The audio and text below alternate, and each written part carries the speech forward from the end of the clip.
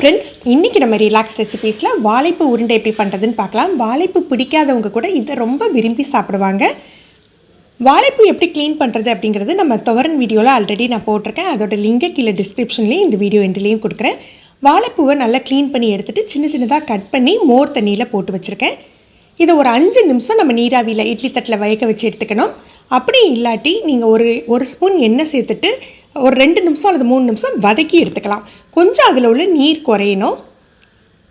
அதில் உள்ள தண்ணிச்சத்து கொஞ்சம் குறைஞ்சாதான் நமக்கு அந்த உருண்டை பிடிச்சி உடையாமல் நம்ம பொரிச்சு எடுக்க முடியும். நான் இன்றைக்கி இட்லி தட்டில் தான் வேக வச்சுக்க போகிறேன். இப்படி வேக வைக்கல பார்த்தீங்கன்னா கொஞ்சம் வாழைப்பூ கருத்த மாதிரி இருக்கும்.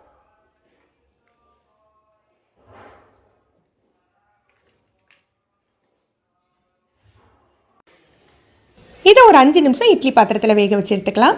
ஒரு 15 போல் சின்ன வெங்காயம் எடுத்திருக்கேன், 3 பூண்டு, 1 துண்டு இஞ்சி, 1 பச்சை மிளகாய், 4 டேபிள் ஸ்பூன் தேங்காய் துருவல் எடுத்திருக்கேன். உங்களுக்கு நல்ல நான்வெஜ் சாப்பிட்றவங்களா இருந்தால் அந்த மசாலா வாசம் பிடிக்கும் அப்படின்னா பட்டை, கிராம்பு, சோம்பு கொஞ்சமாக சேர்த்துக்கோங்க. இது பார்த்திங்கன்னா பொட்டுக்கல்லையே பொடி பண்ணி எடுத்து வச்சுருக்கேன். நல்ல நைஸாக பவுடர் பண்ணி எடுத்துக்கணும். ஒரு 7-8 முந்திரி பருப்பு எடுத்துக்கலாம். பொட்டுக்கடலை மாவை தவிர மற்ற எல்லாத்தையுமே நம்ம மிக்சியில் அடித்து எடுத்துக்கலாம்.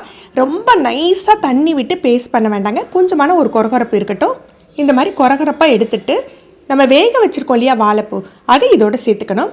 நான் வேக வச்சதுனால கொஞ்சம் கலர் கருத்து போயிருக்கு. நீங்கள் சட்டியில் போட்டு வதக்கியிருந்தீங்க அப்படின்னா இந்தளவு கருத்து போகாது. இதில் உப்பு சேர்த்து கொஞ்சமாக மஞ்சள் பொடியும் சேர்த்துக்கலாம். இதையும் லேசான சன்னமான ஒரு கொரகொரப்பு இருக்கிற மாதிரி நம்ம அரைச்சி எடுத்துட்டு அதில் பொடியாக கட் பண்ண மல்லி இலை தூவிக்கலாம். பொட்டுக்கடலை பொடி ஒரு 2லேருந்து 3 டேபிள் ஸ்பூன் சேர்த்துக்கலாம். நீங்கள் மிக்ஸ் பண்ணி பார்த்து கையில் பிடிச்சி பார்க்கையில் உங்களுக்கு நல்ல உருண்டை பிடிக்க வரணும், அந்த மாதிரி சேர்த்துக்கோங்க. காரத்துக்கு தகுந்தாப்பில் மிளகாய்த்தூள் சேர்த்துட்டு நல்லா கலந்து விட்டுறலாம்.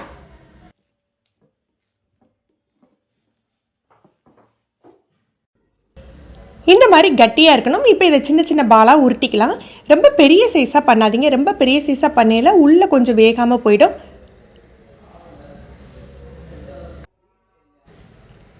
முதல்ல எல்லாத்தையும் நல்லா உருட்டி எடுத்து வச்சுக்கலாம். எண்ணெய் நல்ல சூடானாக்கில் குறைஞ்ச தீயில வச்சுக்கோங்க.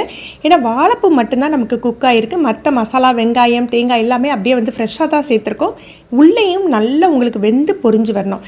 தீயை நல்லா குறைச்சி வச்சுட்டு நல்லா மொறுன்னு நம்ம பொரிச்சு எடுத்துக்கணும்.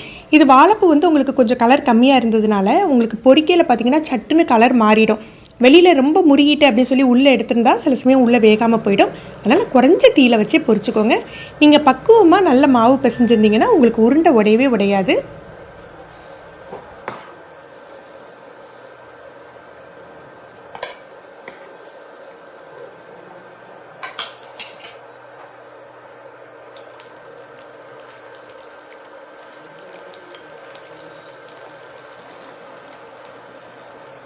இந்த வாழைப்பூ உருண்டையெல்லாம் போட்டு நம்ம உருண்டை குழம்பு கூட செய்யலாம்.